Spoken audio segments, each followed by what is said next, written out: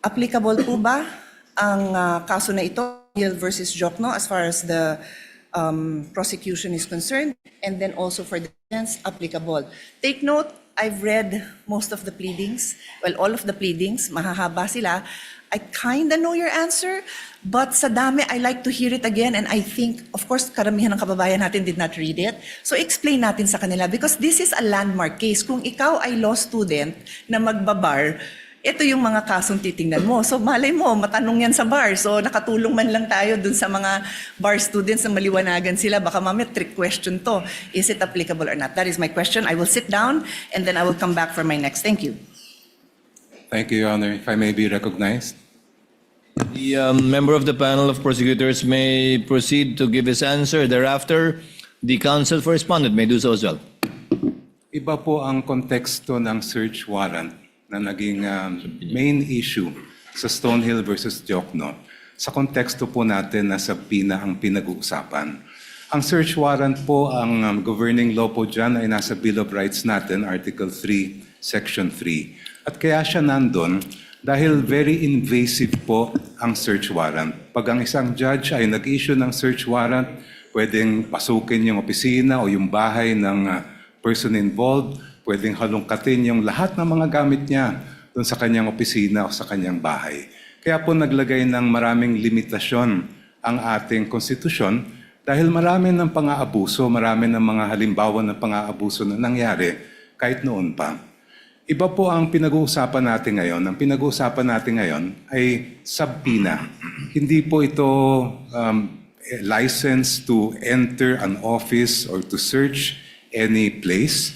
Ito po ay mismong humihiling lang ng mga dokumentong nakasulat sa loob ng subpoena. Therefore, the contexts are very different. When we speak of a search warrant, I do agree there should be very specific limitations on how that warrant can be enforced. Pagdating naman po sa subpoena, meron din po yan, but that is not governed by the Constitution. It's governed by Rule 21 of the Rules of Civil Procedure, which basically provide that for a subpoena to be valid, it must be relevant and it must be definite. Ibig po sa relevance ay may kinalaman na may kaugnayan yan sa mga kailangan patunayan ng mga facts. At pagdating naman sa definiteness ay klaro kung anong mga iba't ibang dokumento ang hinihingi. In our case, we respectfully submit, Your Honors, that we have met both the standards of relevance and materiality. The BIR records, the bank records, and the records of the Anti-Money Laundering Council are relevant to the facts in issue pertaining to the charges of unexplained wealth. Hindi po natin malalaman kung talagang merong unexplained wealth ang Vice President kung hindi natin mabubuksan yung kanyang mga bank records, kung hindi rin natin makikita at mailalatag ang anti-money laundering at BIR records po nila. And insofar as definiteness is concerned, we have specified the particular documents that we are requesting, and we have included as well an explanation of why those are important. Kaya sa aming pananaw po ay we have satisfied the requirements for a subpoena to SESTECO. Thank you.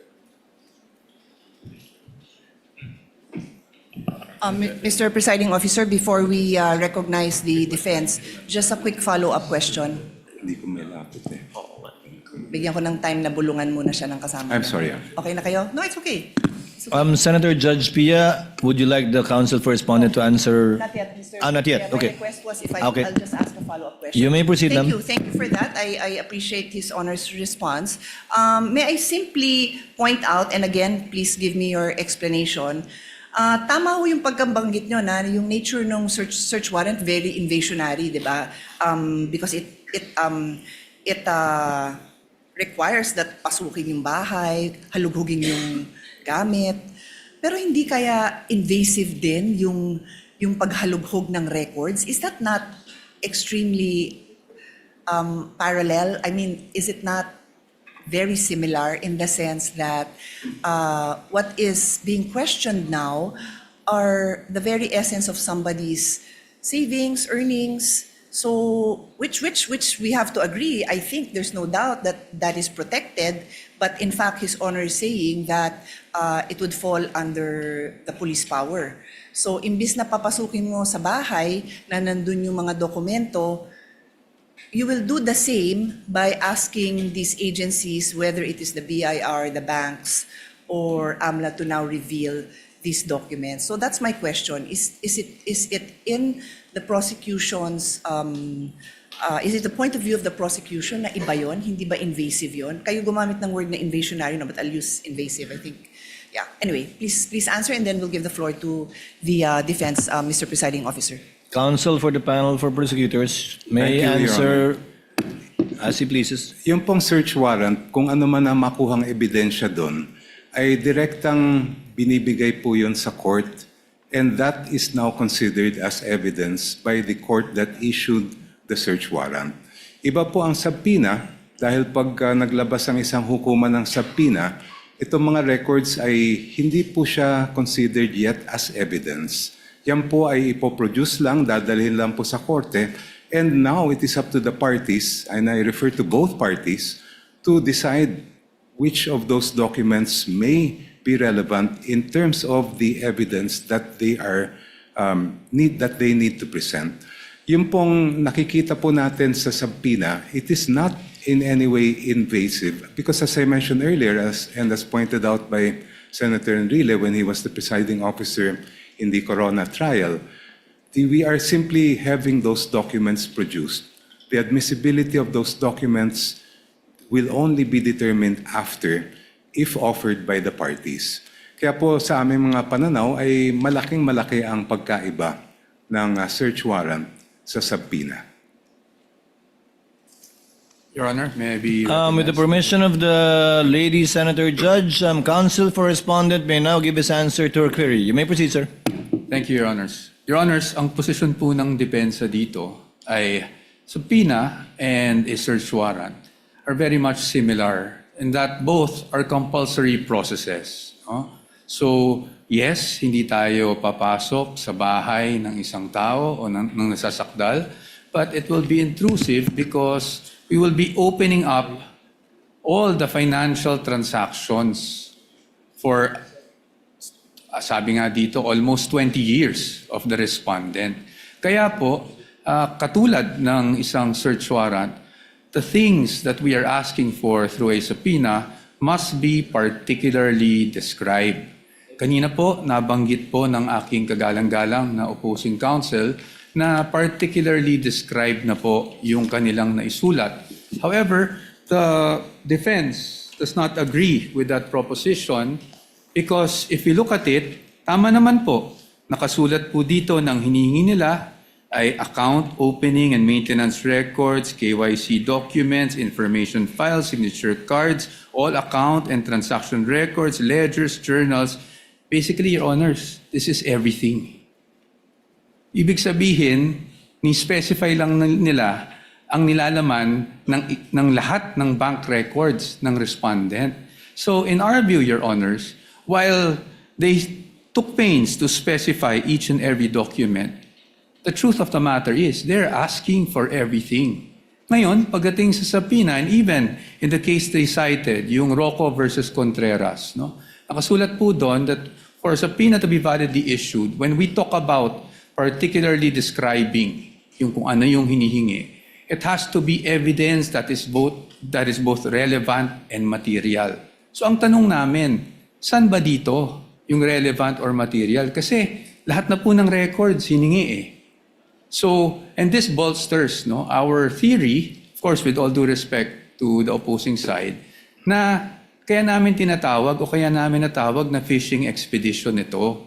Kasi lahat na ng records hiningi, pero hindi naman matukoy which would actually be relevant, which would actually be evidentiary to the accusations they have made under the articles of impeachment.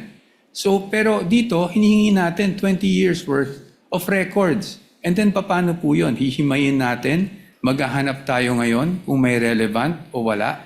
Which brings me back to yung BIR records. Nakaseal po yung box. So I would say, both parties, hindi natin alam kung anong nasa loob nun. Yet, we're hoping na somehow, pag nabuksan yung box na yon, meron po tayong makikitang ebidensya. And that's why again, with all due respect, we called it a fishing expedition. Kasi hindi naman na-identify kung ano mismo doon yung pwedeng ebidensya laban sa sinasabing unexplained wealth umano ng Vice Presidente. So, with the question, for us, yes, the Stonehill case, Stonehill versus Diokno, directly applies to the current proceedings. Kasi nga po doon, sinasabi talaga na dapat specified yung hiningi, particularly described and relevant. But as of this point, they're asking, Your Honors, for all of these things.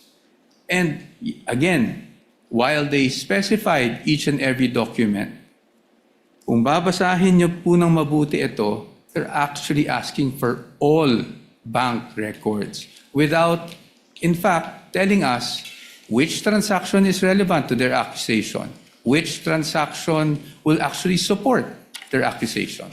Yun po yung aming pananaw dito sa tanong ng ating kagalang-galang na hukom. Thank you po. If Your Honor, please, may be allowed to respond. Hold on, counsel for the panel of prosecutors. Senator Judge Pia is the one asking the questions. Unless it's not a debate between the two counsels. You're merely responding to answers from questions by senator judges. I actually prefer not, pero alam mo na, baka sabihin naman na may bias tayo pag di ko naman pinayagan. Di payagan. no, I defer to... Senator Judge Pia, you asked the question, they answered. It is not for the opposing counsel to answer points raised. They had that chance when they did their oral arguments, rebuttal and surrebuttal. You may proceed with your question, Senator Pia. Sige, my question is, what is your question? Or what is your comment? Go ahead. Right. But keep it brief. Keep it brief. Thank you so much, Your Honor. I just wanted to point out that this is the first time actually an impeachment court is faced with the challenge of determining whether the charges of unexplained wealth are valid or not. And yung previous Corona case, hindi po pinayagan ng impeachment court yung Article 2.4 ng Article 2. At kung ang magiging batayan po natin ay yung naging mga desisyon ng ating Korte Suprema, sinabi mismo ng Supreme Court in several cases na pag ang usapin ay unexplained wealth, kailangan makita yung kabuuan ng kinita ng isang lingkod bayan at yung mga dineclare niya sa SALN. Just to quote just a very short portion, sabi ng Supreme Court from the same case I cited earlier, the Ombudsman's failure to account for all lawful sources of income, including proceeds from business ventures and government benefits, further weakens the allegation that Rafael's wealth was unexplained. The incomplete assessment disregarded his accumulated assets over decades of public service, making it impossible to determine whether his property acquisitions exceed his legitimate financial capacity, end quote.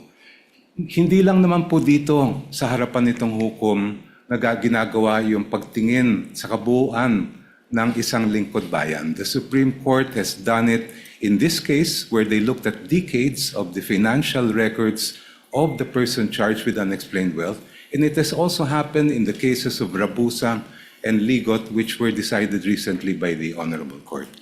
Thank you.